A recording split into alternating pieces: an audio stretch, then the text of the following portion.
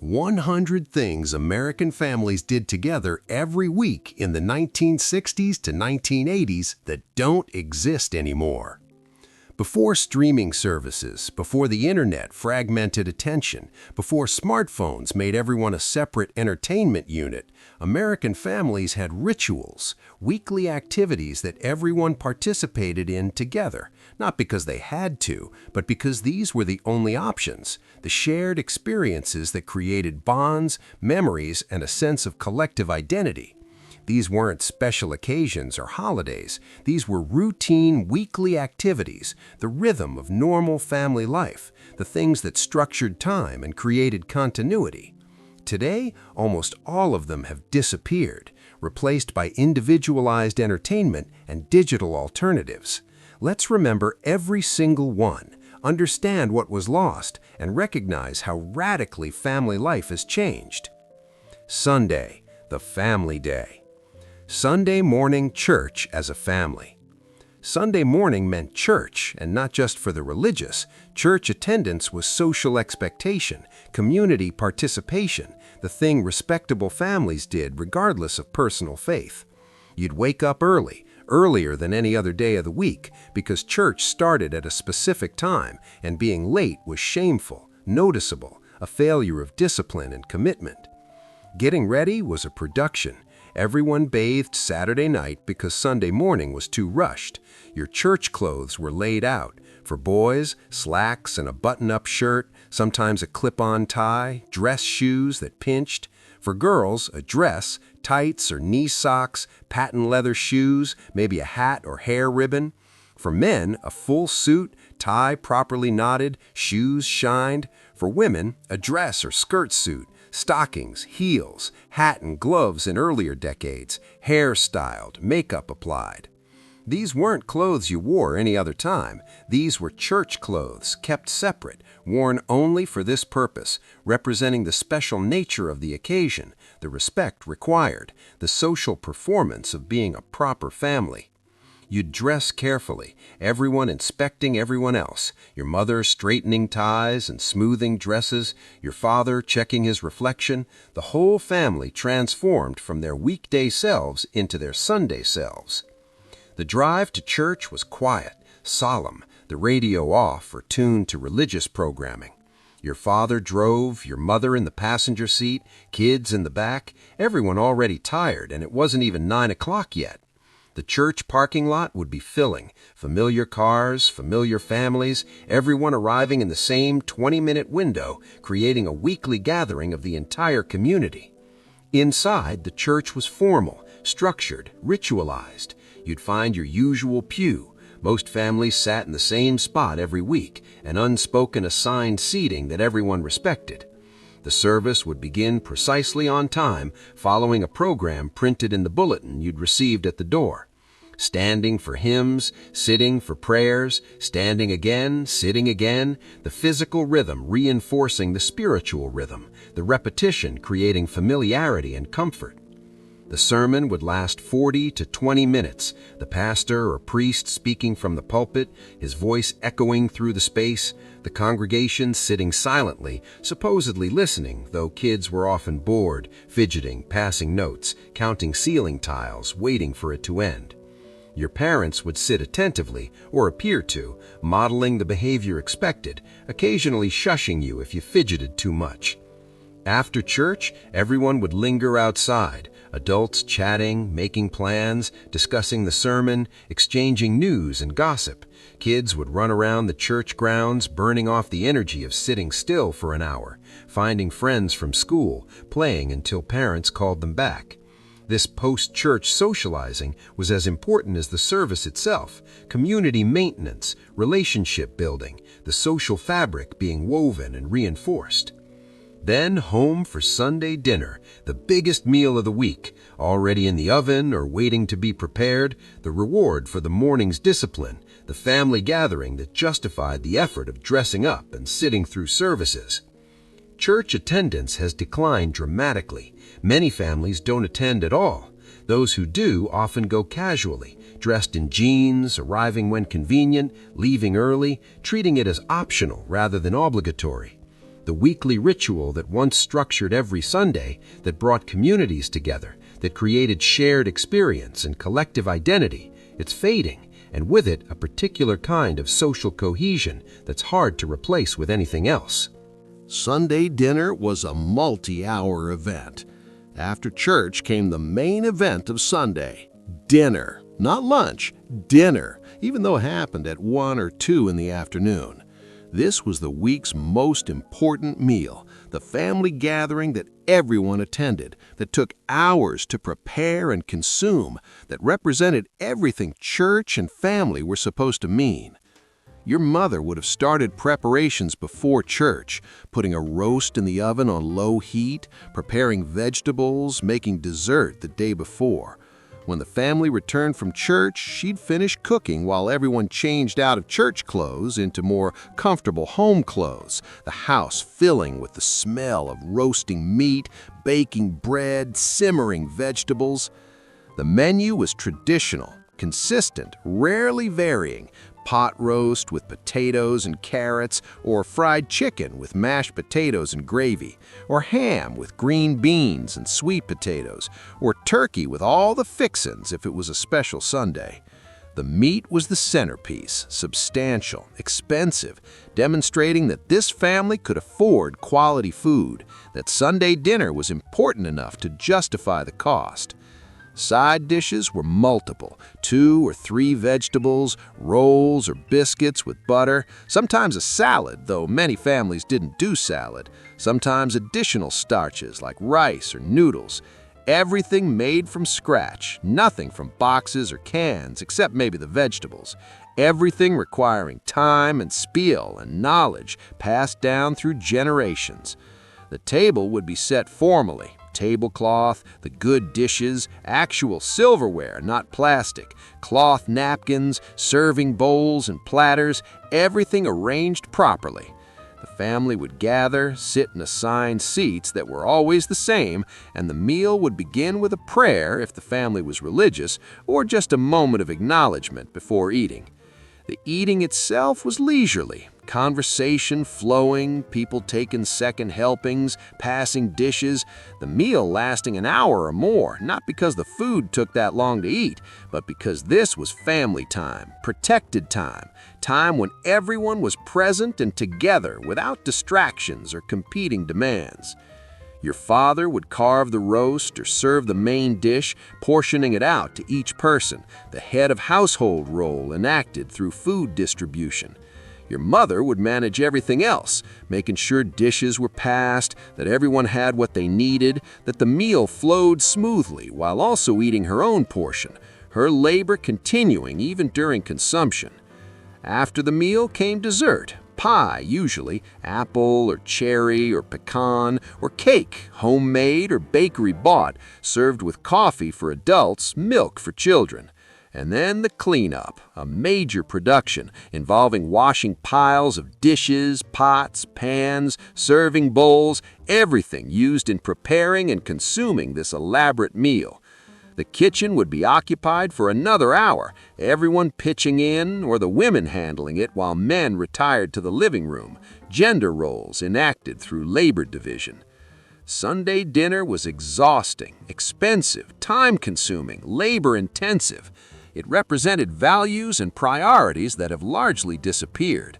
The importance of family gathering, the willingness to invest hours in a single meal, the belief that shared eating created bonds that mattered, the acceptance that women's labor was the price of family cohesion.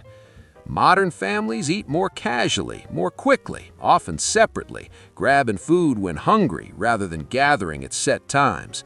The weekly Sunday dinner, that multi-hour event requiring a full day's work for a few hours of eating, it's rare now, reserved for holidays if it happens at all. No longer the weekly ritual that once structured every Sunday, every week, every year of childhood. Sunday afternoon naps and TV.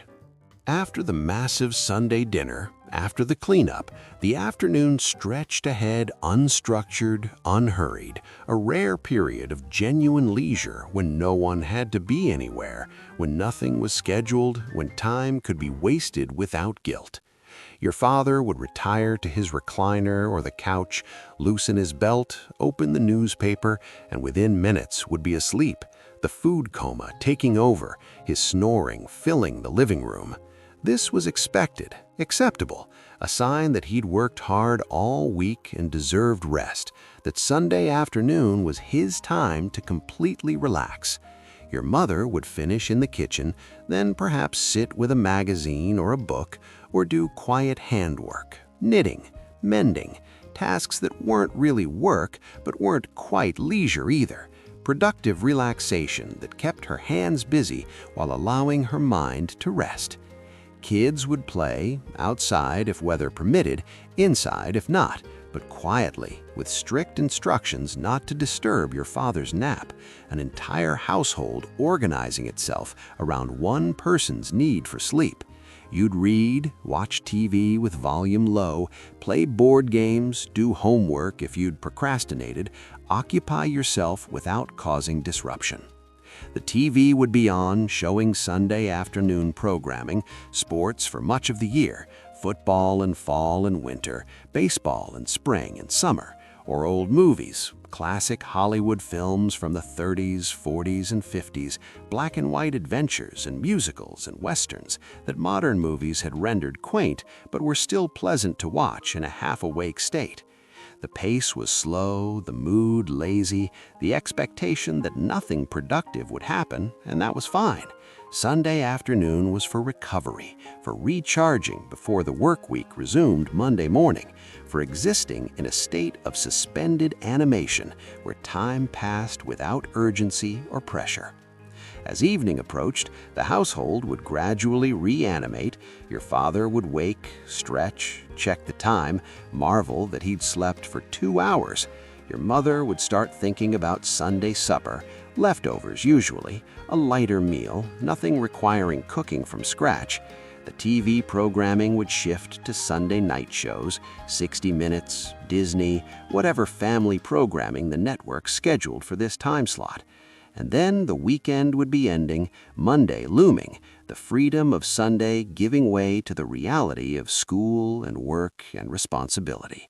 But for a few hours, Sunday afternoon provided complete rest, complete disconnection, a weekly pause that's almost impossible to imagine in modern, always connected, always productive life. Monday through Friday, the school week rhythm.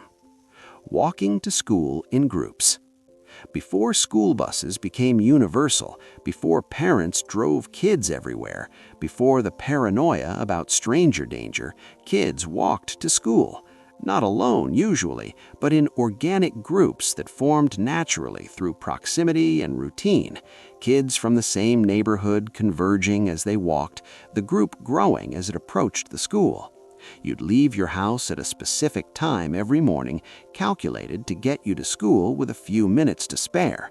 Your mother would watch from the door or window as you headed down the sidewalk, but she wouldn't follow, wouldn't drive alongside, wouldn't track you with a phone app. You were just going to school, like you did every day, like every kid did. Within a block, you'd encounter other kids, friends from nearby houses, older siblings of friends, kids you knew by face, if not by name. You'd fall into step together, the group forming naturally, conversations starting, jokes shared, complaints about homework or teachers, discussions of TV shows watched the night before, plans for after school. The route was familiar, walked thousands of times, every crack in the sidewalk known, every yard with a mean dog memorized, shortcuts through alleys and across empty lots utilized when you were running late. In good weather, you'd take your time, dawdle, arrive at school just as the bell rang. In bad weather, rain, snow, heat, cold, you'd hurry, uncomfortable, but accepting that this was just part of going to school. There was no adult supervision, no crossing guards at every intersection, no parent volunteers watching, just kids walking to school, managing themselves, navigating traffic and weather and social dynamics, learning independence and responsibility and city navigation through daily practice. Older kids looked out for younger kids, sort of. Bullies occasionally appeared and had to be dealt with. Fights broke out sometimes. Kids got lost. Things happened. But mostly, kids got to school safely, on time, having walked themselves there, a daily achievement that built confidence and capability. The walk home was even better. No time pressure, the school day finished, freedom ahead.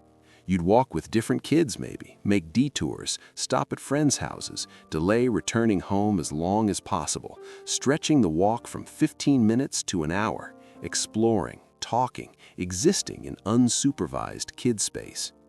This ended gradually through the 80s and 90s as parents became more fearful, as school district liability concerns grew, as car culture made driving kids everywhere normal.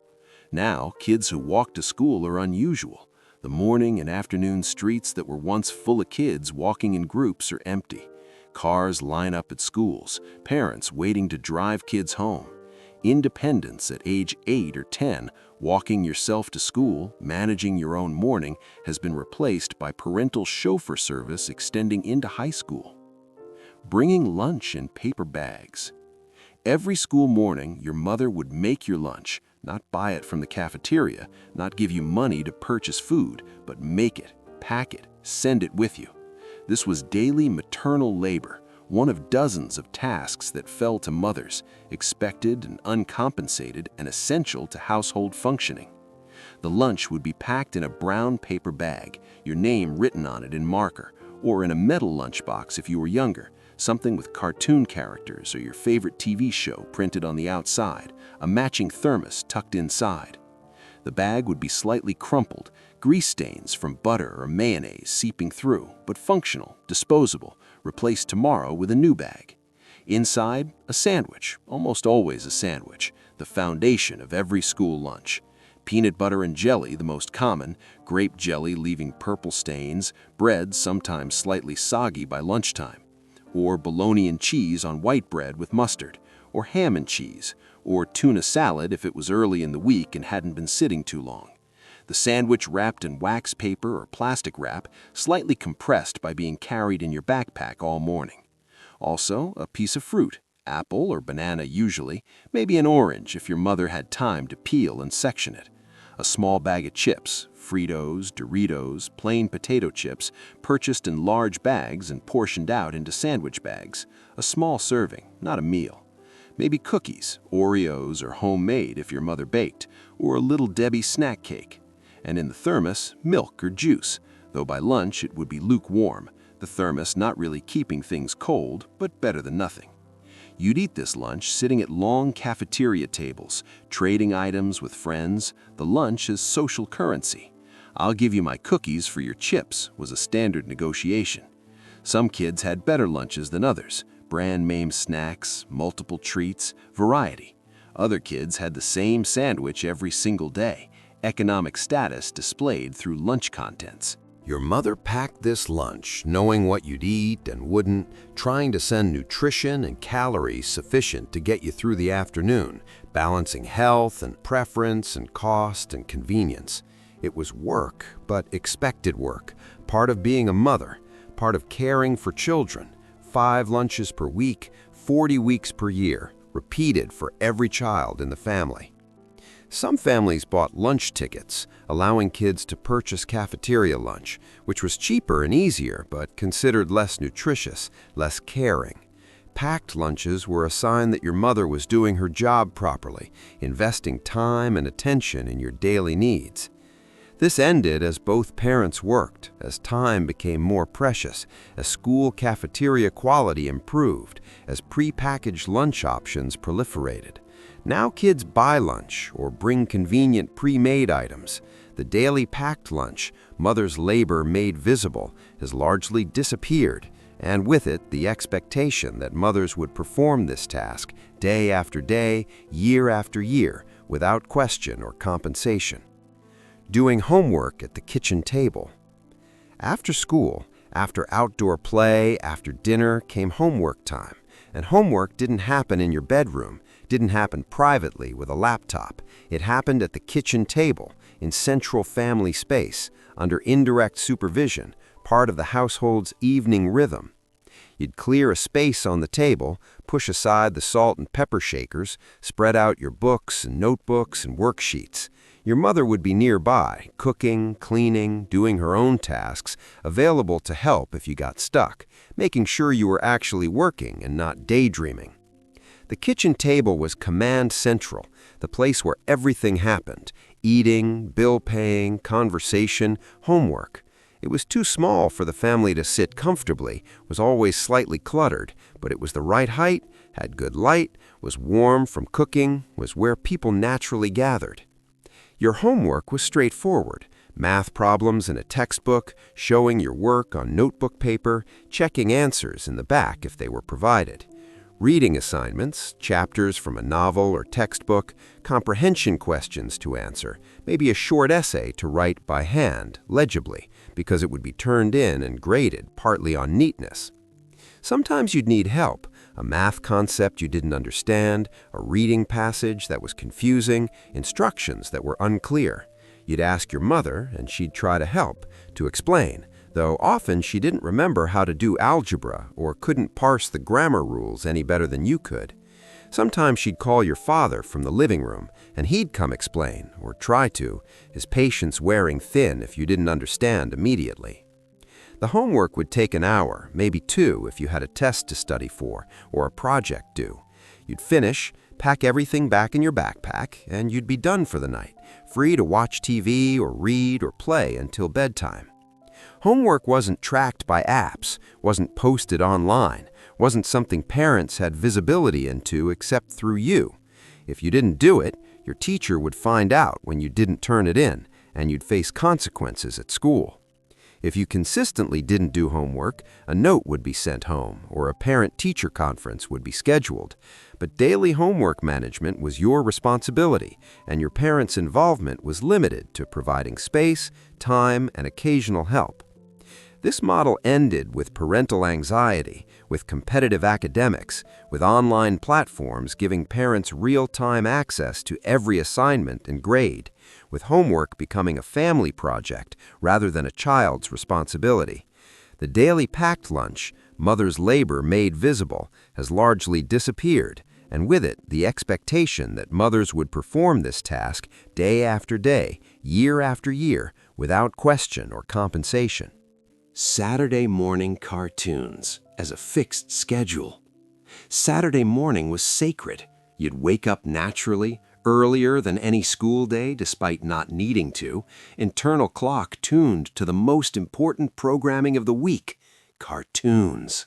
You'd pad to the kitchen in your pajamas, pour yourself a giant bowl of sugary cereal, Fruit Loops, Cap'n Crunch, Lucky Charms, something your parents pretended to disapprove of but bought anyway, and settle on the floor 2 feet from the TV.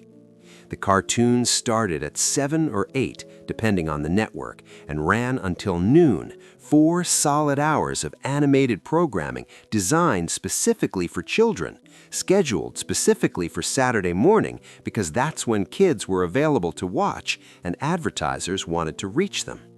The lineup was predictable, familiar, beloved. Looney Tunes, Scooby-Doo, Super Friends, The Smurfs, Bugs Bunny, Fat Albert, Schoolhouse Rock shorts teaching grammar and math and history through song. The cartoons weren't sophisticated, the animation was limited, the plots formulaic, the humor broad, but they were yours, made for you, the one thing in television programming designed specifically for children. You'd watch everything, even cartoons you didn't particularly like, because this was the only time they were available. Miss Saturday morning, and you'd miss the cartoons entirely. There was no recording, no streaming, no on-demand. Saturday morning, 7 to noon, that was it. So you watched, and you didn't miss it, and you knew every show's theme song, every character's catchphrase, every plot pattern. Your siblings would join you, fighting over floor space and proximity to the TV, arguing about which shows were better, which characters were cooler. Your parents would sleep in, or try to, until the noise from the living room made sleep impossible. They'd shuffle into the kitchen for coffee, glance at you planted in front of the TV, and leave you alone, because Saturday morning cartoons were your time, your routine, the household's acceptance that kids deserved this weekly indulgence. Between cartoons were commercials, toys, board games, sugary cereals, candy, everything marketed directly to kids with bright colors and fast editing and jingles that would stay in your head forever. The commercials were part of the experience, creating desire for products you'd beg parents to buy, creating the consumer training that funded the whole system. By noon, the cartoons would end, replaced by sports or cooking shows or news, programming for adults, signaling that kid time was over and you needed to find something else to do. You'd turn off the TV reluctantly, the house suddenly quiet, the magic 4 hours finished for another week. This ended in the 1990s as cable channels offered cartoons 24/7, as video games competed for attention, as Saturday morning's special status dissolved. Networks gradually reduced cartoon blocks, then eliminated them entirely. The ritual of Saturday morning cartoons, waking early, watching for hours, sharing this experience with every other kid in America, it's gone now. And kids who never experienced it can't understand what was lost. The anticipation, the routine, the shared culture, the specialness of something available only at a specific time that you couldn't miss and couldn't recreate. The weekly grocery shopping trip. Saturday mid-morning, your mother would announce it was time for grocery shopping, and the whole family would pile into the car, not because everyone was needed, but because going places together was what families did, because leaving kids home alone wasn't acceptable, because the weekly grocery trip was an event, a family outing, part of the weekend routine. The drive to the grocery store, the same store every week, brand loyalty strong, familiarity valued, was short, familiar, your mother already making a list in her head, planning meals for the coming week, calculating costs mentally because budgets were tight and groceries were a significant expense. The store would be crowded, other families doing the same thing at the same time, Saturday morning being the universal grocery shopping time for suburban America. Your mother would grab a cart and the family would begin the systematic journey through every aisle, the route always the same, optimized through years of weekly practice. Produce first. She'd select fruit, squeeze melons, inspect apples, choose vegetables for the week's dinners, everything fresh, because this was before prepared produce, before pre-cut vegetables, before convenience packaging. You'd be bored already, asking if you were almost done, being told you'd barely started. Then the meat counter. She'd take a number, wait her turn, order specific cuts from the butcher behind the counter, chicken for one meal, ground beef for another, pork chops, a roast if it was on sale, everything wrapped in white paper and weighed and priced and added to the cart, heavy, cold, expensive. Through the center aisles, canned goods, pasta, rice, cereal, baking supplies, condiments, everything stocked systematically, your mother consulting her list, occasionally consulting your father about whether they needed something, occasionally saying yes to your requests for treats if you'd been good and it was in the budget. The cart would fill, grow heavy, become difficult to steer. Your father might take over pushing it, might be sent to retrieve items from aisles already passed. You'd be dragging, complaining, asking how much longer, being mostly ignored. Finally, checkout. Unloading everything onto the conveyor belt, watching the total climb on the cash register, your mother watching too, mentally adding, making sure it stayed within budget. She'd write a check, actual check from a checkbook, requiring ID, taking time, or pay cash, bills counted out carefully, change received and placed back in her wallet. Then loading everything into the car, bags in the trunk, the ride home, unloading everything again, putting it all away. The whole expedition taking 2 or 3 hours from start to finish, exhausting and essential, repeated every single Saturday without fail. This was how families got groceries, Not quick trips for individual items, not ordering online, not delivered to your door. A major weekly expedition, planned and executed, involving everyone, consuming half the morning just to have food for the week. It ended with two-income families lacking time, with grocery delivery and pickup services, with multiple small trips replacing one big trip, with stores open 24/7 making Saturday morning less critical. The family grocery trip, the shared weekly ordeal, has mostly disappeared, along with the particular kind of together time it created, boring and frustrating, but shared. Yard work as family project. Saturday afternoon meant yard work. The lawn had to be mowed, and in the 60s, 70s, and 80s, this was serious physical labor, not a quick task with a riding mower, but an hour or more of pushing a heavy gas-powered mower across every inch of grass, the engine loud, the work hot and sweaty and exhausting. Your father would drag the mower from the garage, heavy, awkward, oil-stained, pull the starter cord repeatedly until the engine coughed to life, then begin the methodical back and forth across the yard, creating stripes of cut grass, the smell of gasoline and fresh cut grass filling the air, the sound of the motor echoing through the neighborhood where other fathers were doing the same thing. You'd be recruited to help, raking grass clippings if they weren't left on the lawn, pulling weeds from flower beds, trimming edges with manual clippers because electric trimmers weren't common yet, sweeping clippings from sidewalks and driveways. Your mother would be working too, weeding gardens, pruning bushes, watering plants, planting new flowers in spring, the entire family engaged in yard maintenance simultaneously. The work would take hours. Breaks would be taken for water or lemonade. Neighbors would call greetings across fences.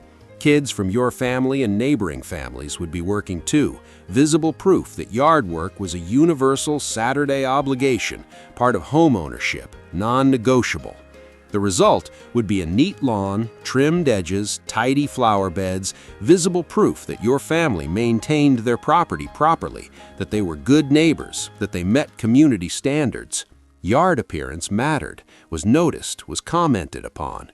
A messy yard reflected poorly on the family. A nice yard brought approval. This expectation is weakened. Professional lawn services now do this work for many families, or more casual standards mean lawns go longer between mowing, or environmental awareness makes perfect lawns less valued. But for decades, Saturday yard work was universal family activity, shared labor that maintained the suburban ideal of neat houses with neat yards, everyone contributing to the family's public face. Friday night, the week's reward. Pizza night and TGIF lineup. Friday meant relief. The work week was over, the school week was done, 2 days of freedom stretched ahead. Friday night was special, celebrated, the reward for getting through another week. Dinner on Friday was often pizza, ordered from the local pizzeria, delivered or picked up, a break from home cooking, a treat that signaled the weekend's arrival. Your father would call the order in, speaking loudly into the phone, reciting the usual order, large pepperoni, maybe a sausage, breadsticks, giving the address for delivery, being told 30 to 45 minutes. The waiting was part of the ritual. The family would be hungry, impatient, watching for the delivery car, money already counted out and ready. When the doorbell finally rang, there'd be a small rush of excitement, your father answering, exchanging money for the pizza boxes, warm and heavy and smelling incredible. The pizza would be set on the kitchen table, box opened, steam rising, everyone gathering, paper plates distributed, slices claimed. No formality, just eating, enjoying the treat, the weekend officially begun. The pizza would be greasy, the cheese stretchy, the crust thick or thin depending on local style, but it would be delicious, special because it wasn't regular dinner, because it was Friday, because it represented freedom. After dinner, the TV would be turned to ABC for TGIF. Thank God it's Friday, the network's Friday night sitcom block designed for families. Starting at 8, running until 10, 4 back-to-back sitcoms, Full House, Family Matters, Step by Step, Boy Meets World. The shows changed over the years, but the concept remained: family-friendly comedy, safe programming that parents and kids could watch together without awkwardness or inappropriate content. The family would settle in the living room, claimed seats familiar and consistent, the TV the center of attention, everyone watching the same screen because there was only one TV, and this is what you did on Friday night. The shows were predictable, wholesome, funny enough, with laugh tracks cueing when to laugh, with moral lessons delivered in 22 minutes, with familiar characters and recurring jokes, and a comfort that came from repetition. During commercials, conversation would flow about the week finished, about weekend plans, about nothing in particular. Snacks might be brought out: popcorn, cookies, ice cream. The evening would stretch lazily, no pressure to go to bed at a reasonable hour because tomorrow was Saturday and sleeping in was allowed. By 10, by 11, the TV would be turned off, everyone would drift to bed, the week definitively over, Friday night's ritual complete. This happened every Friday, week after week, year after year, a marker of time passing, a shared family experience that created memories and bonds. It ended with cable television offering hundreds of channels, with streaming eliminating appointment TV, with family members watching different things on different devices in different rooms. The Friday night pizza and TGIF ritual, the whole family together watching the same thing, ending the week collectively, it's rare now, and a particular kind of family cohesion has been lost. Special weekly rituals. Library day after school. One day each week, often Wednesday, sometimes Tuesday, you'd go to the public library after school, walking there from school or riding your bike, an excursion that was both permission and expectation, your mother knowing you'd go, expecting you home an hour later with books. The library was a specific kind of space, quiet, serious, respectful, a place where talking was hushed and running was forbidden, and the smell of books and carpet and old building filled the air. You'd enter through heavy doors, sign in at the desk if required, head to the children's section where your age group's books were shelved. The browsing was the best part. Wandering the aisles, reading spines, pulling out interesting titles, sitting on the floor to read first pages, deciding what to check out, trying to choose among hundreds of options, limited only by your library card's checkout limit. Maybe 4 books, maybe 6, maybe 10, depending on local rules. You'd find the books you wanted, series books if you were working through a series, whatever looked interesting if you were exploring, books recommended by teachers or friends, books about subjects you were curious about. You'd carry them to the checkout desk, hand your library card to the librarian, watch her stamp the due date cards, slip the cards into back covers, hand the books to you with a reminder of when they were due back. The return trip home, books in your backpack, was weighted differently, heavier but satisfying, carrying knowledge and entertainment, stories waiting to be read, the week ahead newly supplied with reading material.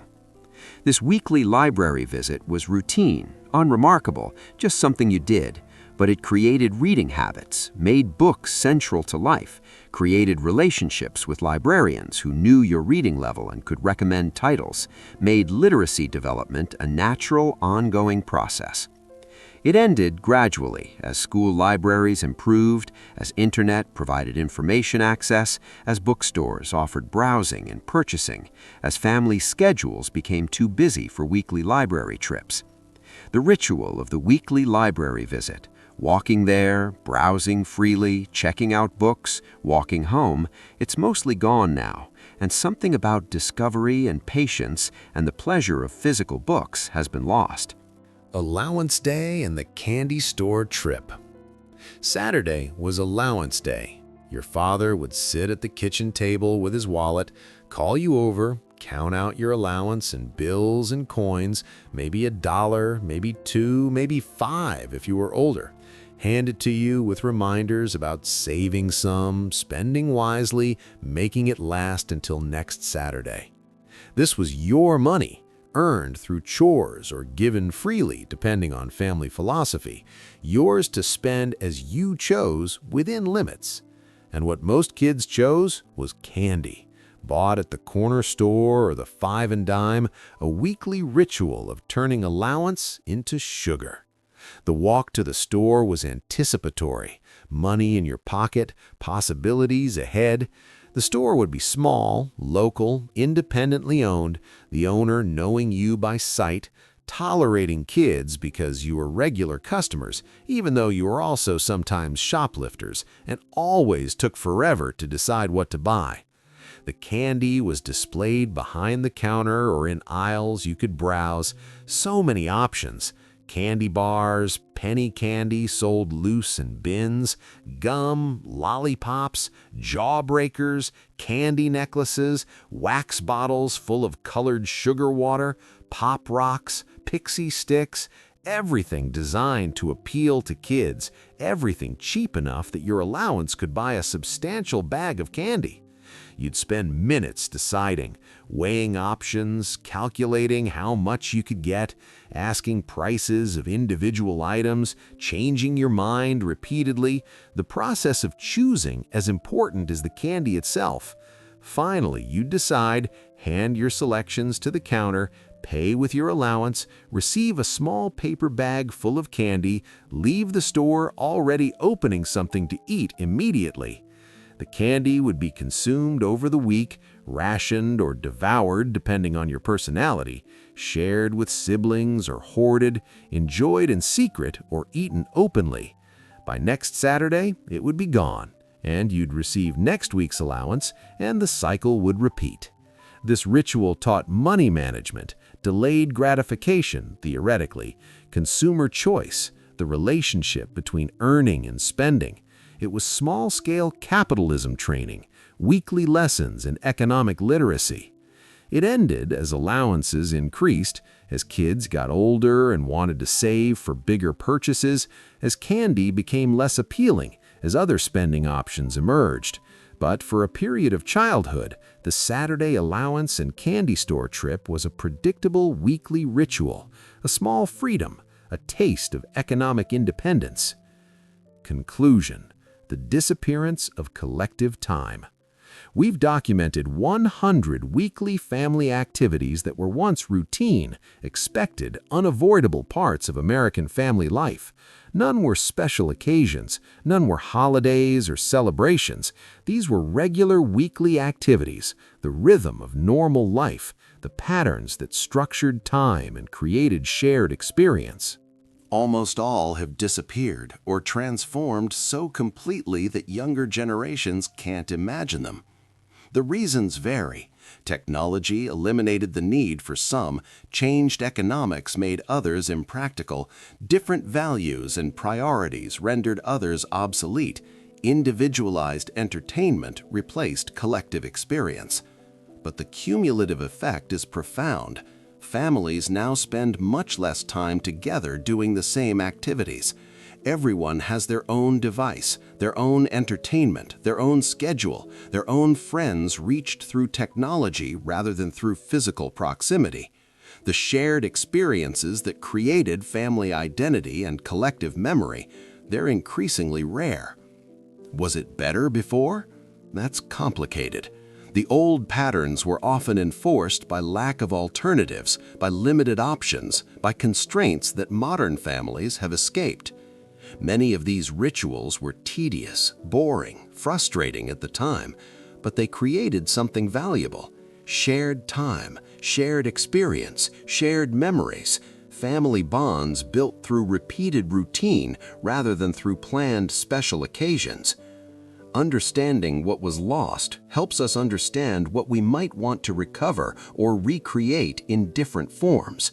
Not the specific rituals, those were products of their time, but the principle underlying them, that families benefit from regular shared activities, from routine collective experiences, from time together that's not optional or negotiable, but simply how life is structured. The weekly family rituals of the 60s, 70s, and 80s are mostly gone. This documentary has remembered them, explained them, preserved them in detail so that future generations will understand how different family life was, how recently it changed, how thoroughly the old patterns have been erased. Thank you for watching. Share this with family members who remember these rituals, who lived them, who can confirm that yes, this is how it was. This is what we did every week. This mattered. Subscribe for more explorations of how American family life has changed, how we've lost connection while gaining convenience, how the past can inform the present, even when we can't and shouldn't try to return to it. Posters hung with thumbtacks. Your bedroom walls in the 70s and 80s were probably covered with posters, and not in frames like you might display art today, but tacked directly to the wall with thumbtacks or push pins, the corners often curling, the images slightly wrinkled, but that was part of the charm. What were the posters?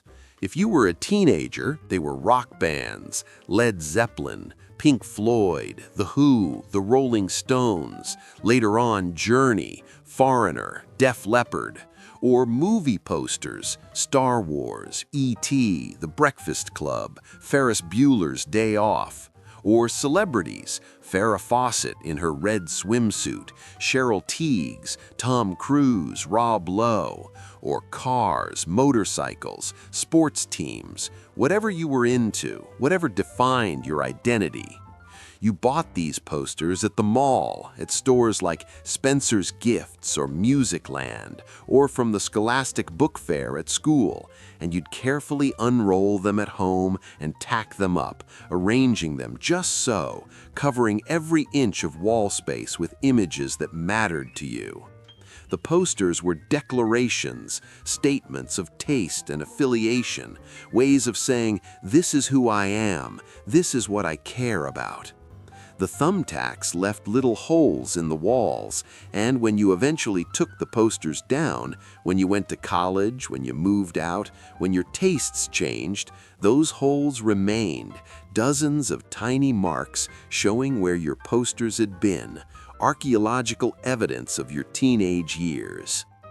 The alarm clock radio. On your nightstand sat an alarm clock radio, a small rectangular device with a digital display showing red or green LED numbers and a radio built in. This was your morning wake-up call, and programming it was an art form.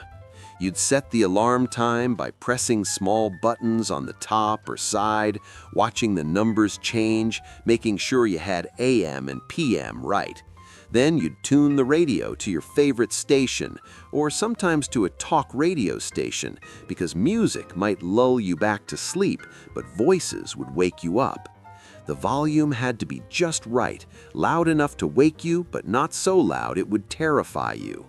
When the alarm went off in the morning, it would start with the radio, the DJ's voice or whatever song was playing at that moment suddenly blasting from the small speaker, and you'd fumble for the snooze button, slapping the top of the clock, buying yourself 9 more minutes of sleep. You'd hit snooze 2 or 3 or 5 times before finally dragging yourself out of bed, the clock having done its job despite your resistance. The alarm clock radio was reliable, simple, functional. It didn't need to connect to Wi-Fi or sync with your phone. It just sat there, plugged into the wall, keeping time, waking you up, day after day, year after year, until finally the display started to dim, or the radio stopped working, or you replaced it with something newer, though newer was never quite as reliable, never quite as satisfying as that original clock radio from the 70s or 80s. The bathroom, private space, colored bathroom fixtures. If you grew up in the 70s or 80s, your bathroom wasn't white. It was pink, or blue, or yellow, or avocado green, or the infamous harvest gold. The bathtub, the sink, the toilet, all matched, all in the same pastel or earthy tone, installed by builders who thought colored fixtures were the height of sophistication. These weren't subtle colors. They were bold, saturated, unmistakable. A pink bathroom was pink, bubblegum pink, Pepto-Bismol pink, Mamie Eisenhower pink. A blue bathroom was sky blue or powder blue or robin's egg blue, cool and soothing. A green bathroom was that distinctive avocado shade that appeared on appliances and carpet and everything else in the 70s. The tile on the walls matched or complemented the fixtures. The counter might have been a matching formica, the shower curtain coordinated. Everything was deliberately color-coordinated, creating a unified aesthetic that was very intentional, very 70s. These colored fixtures were everywhere. Nearly every house built or remodeled in the 60s, 70s, and early 80s had them. They were a marker of the era, as distinctive as shag carpet or wood paneling, and they lasted because they were durable, built to last, unlike the cheaper fixtures that came later. But by the 90s and 2000s, tastes had shifted back to white, to neutral tones, and these colored bathrooms became problems. Real estate agents would warn sellers that the pink bathroom would hurt their sale price. Home improvement shows would demonstrate how to rip out colored fixtures and replace them with white. The colored bathroom became a symbol of dated design, something to be eliminated, covered up, apologized for. Yet there's a charm to them now, a vintage appeal. Some people are deliberately preserving these bathrooms, recognizing them as authentic period pieces, snapshots of a specific moment in American design history. And for those who grew up with them, there's nostalgia, remembering the pink bathroom where you brushed your teeth every morning, where you took baths as a child, where you got ready for school dances, where you lived your life in a space that was distinctly, unmistakably 70s. The medicine cabinet. Behind the mirror above the sink was the medicine cabinet, a small metal cabinet recessed into the wall with shelves and a mirrored door. This was where everything was stored. Medicines, yes, but also so much more. Band-Aids and gauze, bottles of aspirin and Tylenol, mercurochrome or merthiolate in small glass bottles with applicators, orange antiseptic that stung when applied to cuts, Pepto-Bismol for upset stomachs, calamine lotion for poison ivy, a thermometer in a hard plastic case, Vicks VapoRub in its distinctive blue jar, cotton balls and Q-tips, nail clippers, tweezers, a razor, and a package of replacement blades wrapped in paper. There might also be prescription bottles with typed labels, antibiotics from a bout of strep throat, pills for blood pressure or cholesterol. There might be perfume or cologne, small bottles that were used only on special occasions. There might be hotel soaps saved from family vacations, tiny bars wrapped in paper with the hotel's name printed on them, never used but kept anyway. The medicine cabinet was a catch-all, a repository for small things that needed a home, and it was organized or chaotic depending on who maintained it. You'd open it looking for something specific and have to dig through everything else to find it, and things would sometimes fall out when you opened the door too quickly, clattering into the sink below. Opening the medicine cabinet meant seeing your reflection fragmented in the mirror inside, multiple versions of yourself looking back. And for a kid, there was something fascinating about that, about the layers of reflection, about the private space behind the mirror where adult things were kept. The Atari 2600. In the late 70s and especially the early 80s, the Atari 2600 video game console revolutionized home entertainment. This was the first widely successful home video game system, a boxy device with wood grain front panel and switches on top, connecting to your TV through a coaxial switch box. The games came on cartridges, small plastic rectangles with a circuit board inside and a label on front showing crude graphics that tried to represent what the game was about. You'd slide the cartridge into the top of the console, turn on the TV, flip the switch, and after a moment, the game would appear. Simple, blocky graphics, basic sound effects, but revolutionary because you were controlling what happened on the screen.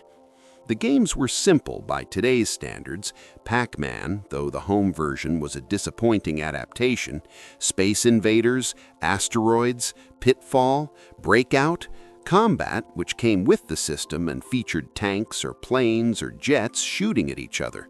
The graphics were primitive. Your character might be a single color square or a collection of pixels vaguely shaped like a person, but they were engaging, addictive, Fun. You played with joysticks, simple controllers with a stick that moved in 4 or 8 directions and one button. The joysticks were durable but not indestructible, and after months or years of vigorous play, they'd become loose, unresponsive, requiring replacement. Atari was everywhere in the early 80s, in millions of homes, and then suddenly it crashed, the market collapsing in 1983-84, games piling up unsold, the industry contracting. But for a few years, Atari was king, was the future, was the new form of entertainment that would dominate the decades to come. And for those who grew up with it, the memory is vivid. The wood-grain console, the weight of the cartridges, the simple beeps and boops, the hours spent playing, competing with siblings, trying to beat high scores, experiencing interactive entertainment for the first time. The Walkman.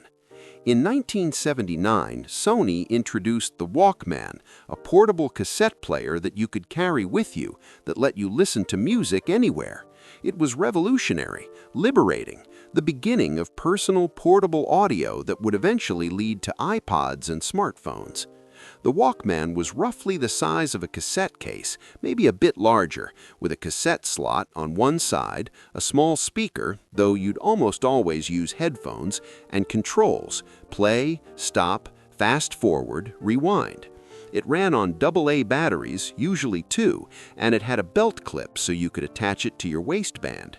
The headphones were lightweight, foam-covered, not the high-quality over-ear or in-ear options of today, but they worked well enough. You'd put on your headphones, press play, and suddenly you were in your own world, your own soundtrack, regardless of where you were. You could walk to school listening to your favorite tape. You could mow the lawn with music in your ears. You could tune out your family on a road trip. The Walkman represented freedom, privacy, control over your auditory environment. You weren't limited to the radio stations your parents chose or the albums they owned. You could make your own mixtapes, record songs off the radio, curate your own experience. It was personal technology, a device that was yours, that served your individual needs and preferences. By the late 80s and into the 90s, Walkman-style cassette players were everywhere, made by dozens of manufacturers, but Sony's Walkman brand dominated, became generic, became the term people used regardless of brand. And even as CD players and MP3 players and eventually streaming made cassette players obsolete, the concept remained: portable personal audio, music that went with you, a soundtrack to your life. Jell-O salads were a staple of 70s cuisine, especially at potlucks, family gatherings, and holidays. These weren't desserts, despite containing Jell-O. They were considered salads, side dishes, and they contained combinations that seem bizarre today, but were perfectly normal then. A typical Jell-O salad might start with lime or orange Jell-O dissolved in hot water, then mixed with cold water or juice. Before it fully set, you'd add ingredients: shredded carrots, pineapple chunks, miniature marshmallows, sometimes cottage cheese or mayonnaise. You'd pour it into a mold, refrigerate it until firm, then unmold it onto a plate, creating a jiggly, colorful creation. Some Jell-O salads were sweet, some were savory, some were in between, confusing your palate, making you wonder whether you were eating a side dish or a dessert. The texture was the defining characteristic, that distinctive Jell-O jiggle, the way it moved on the plate, the way it felt in your mouth. Your grandmother probably had favorite Jell-O salad recipes, made them for every holiday, and they'd sit on the buffet table alongside the turkey and mashed potatoes, and people would take a small serving out of politeness or tradition, and some people genuinely enjoyed them. By the 90s and 2000s, Jell-O salads fell out of fashion, became retro, something people made ironically or not at all. But in the 70s, they were everywhere, a normal part of American cuisine, a category of food that made perfect sense at the time. The end of an era. We've traveled through an entire house, through years of memories, through a world that existed not that long ago but feels distant now. The 70s and 80s were a specific time, a unique moment in American life, and the objects and experiences we've remembered here were ordinary then, but are historical artifacts now. Some of these things disappeared because technology improved. The rotary phone gave way to touch tone, then cordless, then cell phones. The console TV became the flat screen. The VCR became the DVD player, became streaming. Progress eliminated the need for these objects, made them obsolete, replaced them with better alternatives. Other things disappeared because tastes changed. Avocado green appliances and shag carpet and wood paneling went out of style, were seen as dated, ugly, embarrassing. Fashion moved on, and the aesthetic of the 70s and 80s was rejected, replaced with the cleaner lines and neutral colors that came later. And some things disappeared because culture changed. The door-to-door salesman, the milkman, the corner store, these were casualties of changing economics, changing demographics, changing ways of living. Suburban sprawl, big box stores, two-income families, increased mobility, all of these forces transformed how Americans lived, and many of the structures and practices that defined earlier eras couldn't survive. But these things existed. They were real. They shaped lives, formed memories, created the texture and context of childhood and daily life for millions of people. And remembering them isn't just nostalgia for its own sake. It's recognizing that the past was real, was different, had its own logic and beauty and challenges, and that understanding where we came from helps us understand who we are. The children who grew up in the 70s and 80s are adults now, middle-aged or older, and they carry these memories with them. They remember the smell of their mother's pot roast, the feel of shag carpet under bare feet, the sound of the ice cream truck, the excitement of a new trapper keeper at the start of school, the weight of a metal lunchbox, the glow of the color wheel on the aluminum Christmas tree. These memories are precious, irreplaceable, powerful. They connect us to our younger selves, to the people we were, to the world we knew. They remind us that time passes, that everything changes, that the present moment will someday be the past, looked back on with the same mixture of fondness and disbelief. So we remember, we tell stories, we share these memories with each other and with younger generations who can't believe that people actually lived this way. And in remembering, we keep the past alive. We honor the lives that were lived. We acknowledge that yes, this mattered, this was real, this was us, and it's worth remembering, worth preserving, worth passing on. Thank you for joining us on this journey through the 70s and 80s. If these memories resonated with you, if you found yourself nodding along, remembering your own experiences, share this with someone who would understand.